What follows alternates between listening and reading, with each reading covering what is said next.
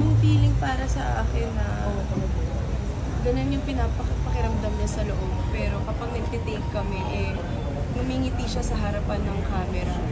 Dahil kailangan yun namin para sa trabaho namin. It must be really hard for him. Hindi lang bilang isang tao, pero hindi bilang isang ama. Ang sakit-sakit siguro na yun.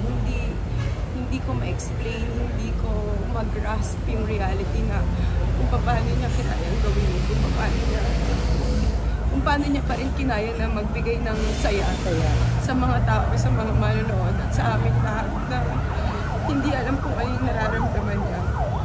So, kaming lahat nandito para sa kanya. Ako, mahal ko si Kuya Kim. Alam na yun. Siya yung tumatayong ama para sa akin. At paulit-ulit si Kuya Kim ang sinasabi niya ay parang ako daw si Eman. Kasi makulit kaming dalawa ni Eman. Kumbaga very opinionated kaming dalawa. And ang sinasabi na lang namin is sa lahat ng nangyari, yung impact na binigay ni Eman para sa mundong ito ay hindi mapapalitan ng kahit ano man. I hope because of what happened, mas magkaroon tayo ng empathy rather than judgment sa mga tao sa paligid natin, and especially sa social media na maraming tao ang nagtatago sa mga litrato na hindi natin kilala, diba? Did you met personally si Eman? I met her a few times. Brief lang naman masyado yung pag-uusap namin. We're not that close, pero my sympathy goes out to Kuya Kim and Ate Ted.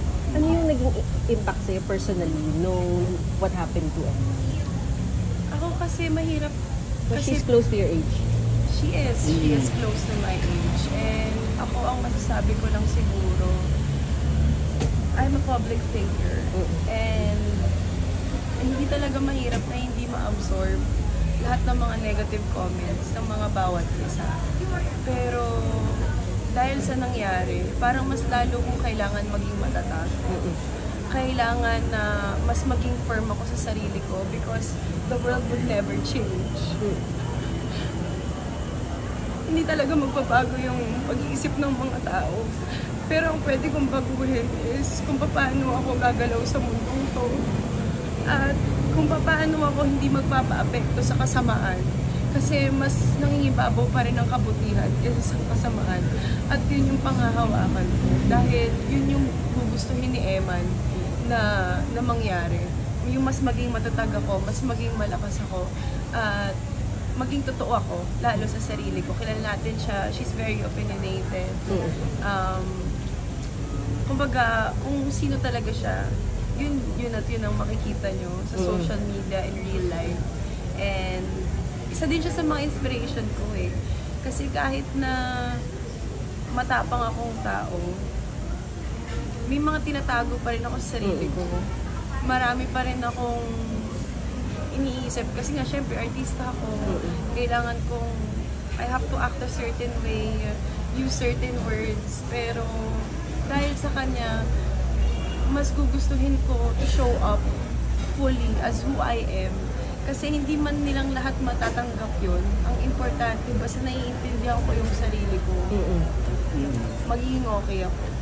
Faith, how do you take care of your mental health? Siguro yung support system. Kasi kahit naman anong gawin ko, ako, I can be strong para sa sarili ko. Pero yung meron kang masasandalan, yung meron kang mayayakap, yung merong tao sa tabi mo na kaya mong sabihin kung ano man yung nararamdaman mo, yun yung biggest blessing na meron tayo sa buhay natin. And hindi dapat natin kimkimin lahat sa sarili lang natin. Matuto tayong magsalita, matuto tayong mag-share sa ibang tao.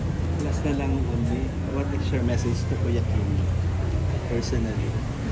My message to Kuya Kim is to stay strong and know that ang hirap sabihin na everything happens for a reason. Ang hirap din sabihin. But